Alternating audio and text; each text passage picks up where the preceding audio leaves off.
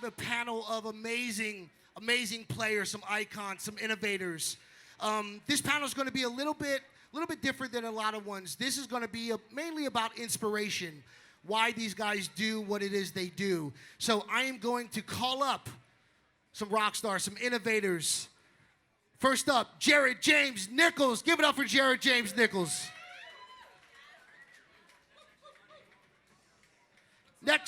Next up, let's give it up for Chris Traynor.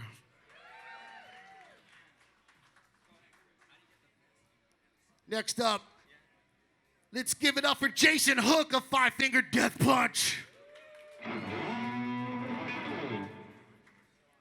Let's give it up for Dave Rude.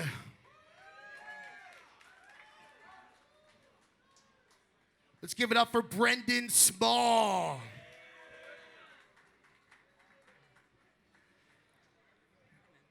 And one of the most iconic men in rock and roll music, give it up for Bob Rock. Yeah. Hell yeah, give it up for Bob Rock. Clap louder than that shit.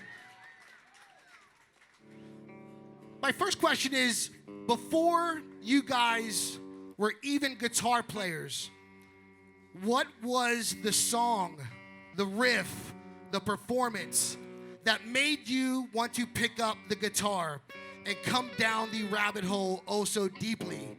So, let's start with my man, Mr. James Nichols. Give it up for James Nichols. Yes. It was easy for me. It was, if I leave here tomorrow, Freebird, right? It was Freebird. That was the solo. I heard that, and I was like, what is that? I want to do that.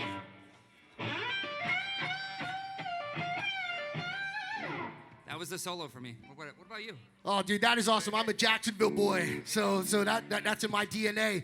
Mr. Jason Hook. Hi, guys. Yeah, give it up for Jason Hook. Damn it, he's in Five Finger Death Punch. Give it up for him. I kind of my favorite period was the '80s. I'm sorry, I love the '80s. And see this guy here, right? So I was, dieting on Van Halen, and I loved Kiss. So let's see if I can whip this up. It's still a little early for me. It's early.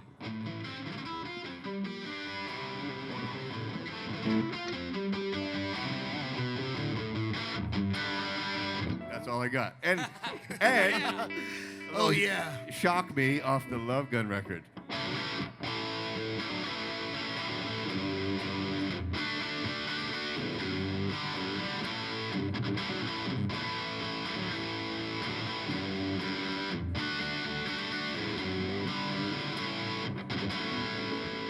Woo!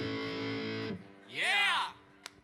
All right, next up, Mr. Traynor. Give it up for Chris Traynor. He was an orange 9mm. Hell yeah, give it up for him and Helmet. What was the song that made you go down the rabbit hole, my brother? Jimmy Page. Jimmy Page, with the dragon pants and the double neck guitars. And I always wanted the Les Paul because of him. Everything that he ever did is great and just contributes to rock and roll.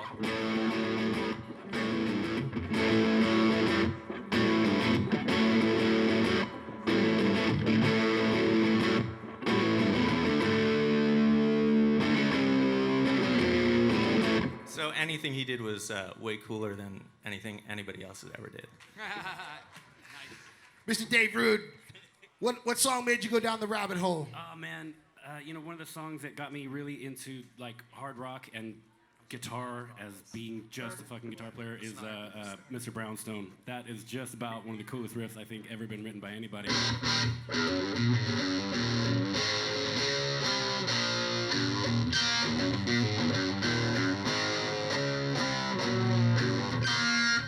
Yeah. Woo! Yes. Next up, my man Brendon Small. Give it up for Brendon Small. Metalocalypse. Come on now. Give it up for Brendon Small. And I think I stole your microphone, my brother. So, all right, let's. So everything changed for me when I went to my stupid friend's house when I was, 13 years old, 14 years old, and I learned.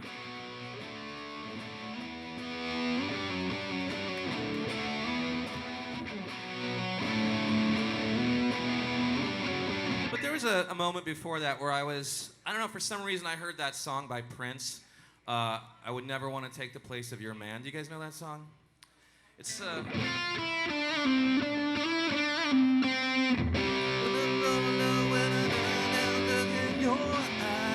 she said, baby, don't waste your time. I know what's on your mind. You know, it's a great song. Anyway, it's a really cool guitar solo, and in my mind, for some reason, I could just hear, I could see the notes on a guitar fretboard, and I could see that he was traveling up, like basically a major. So good.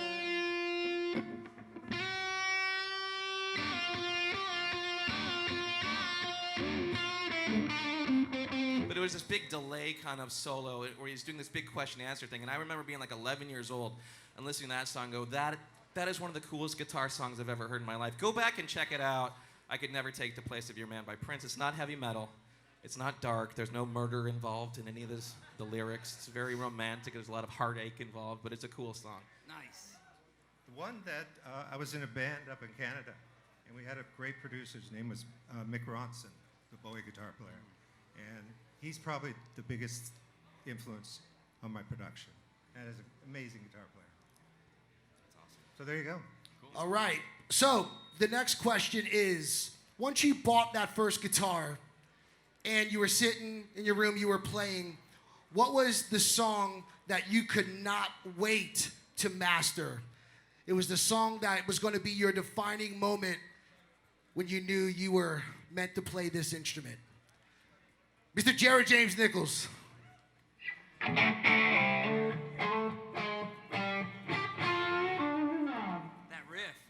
then when I heard the solo, going back to Bob with Creed,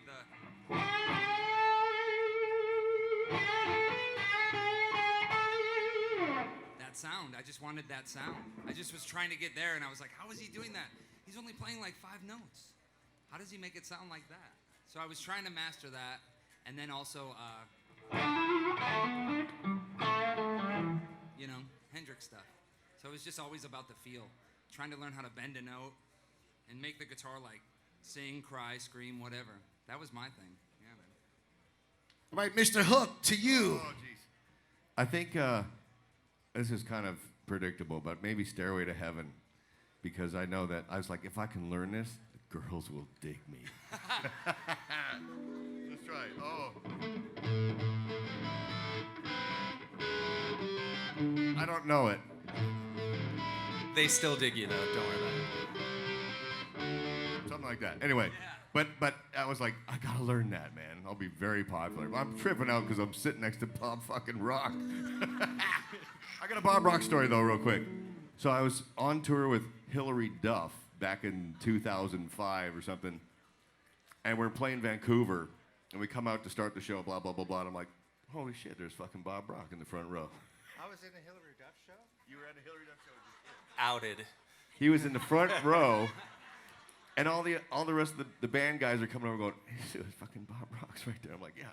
And I know I have a solo in the show where I'm supposed to be the crazy rock guy. So I'm like, I'm fucking playing my guts out, right? And I'm looking at Bob, and I'm going, please fucking pay attention. Anyway, he comes up to me after the show, and he goes, dude, nice playing. And I was like, that felt good. That's awesome. Remember that? Awesome. Mr. Traynor. So many questions. Still Zepp, probably Ramble On, which actually I just did a recording with Bob a couple months ago, and I said I started playing Ramble On, and he told me I was playing it wrong, and as usual he was right, and I had to go back and listen to it. So I think it's something like a...